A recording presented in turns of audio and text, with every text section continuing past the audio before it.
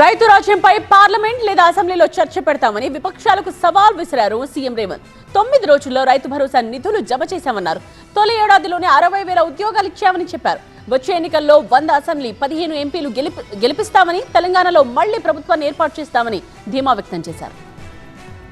అది ఢిల్లీలో ఉండే మోడీ అయినా సరే, గల్లీలో ఉండే కేడీ అయినా సరే, చర్చ పెడతాం. పార్లమెంటులోనా అసెంబ్లీలోనా రైతు రాజ్యం ఎవరు తెచ్చిండ్రు, రైతులకు అండగా నిలబడ్డది ఎవరో తేల్చుకుందాం. రాండి చర్చలకు. కేసీఆర్ వస్తాడు, కేటీఆర్ వస్తాడు, కిషన్ రెడ్డి వస్తాడు, నరేంద్ర మోడీ వస్తాడు. కాంగ్రెస్ పార్టీ కార్యకర్తలను తీసుకొని నేను వస్తా అని సూటిగా సవాలు విసురుతున్న మిత్రులారా, ఏ సంక్షేమ పథకానికైనా ఇందిరమ్మ పేరు మనం పెడుతున్నాం.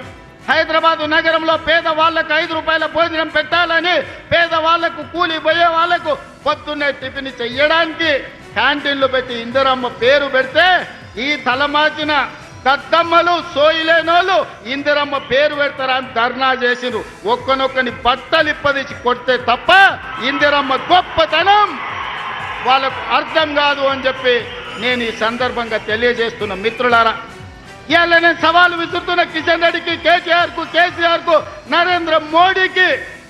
మొదటి సంవత్సరంలో మా ప్రభుత్వ ఉద్యోగాలలో 60,000 నియామకాలు చేపట్టింది. మీకు దమ్ముంటే, ధైర్యం ఉంటే, చిత్తశుద్ధి ఉంటే మీరు సవాలు విసిరండి.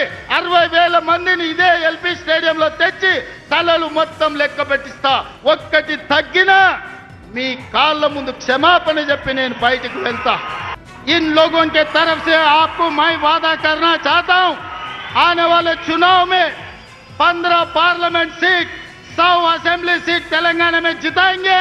दिल्ली को हम 15 पार्लियामेंट एमपी को भेज देंगे.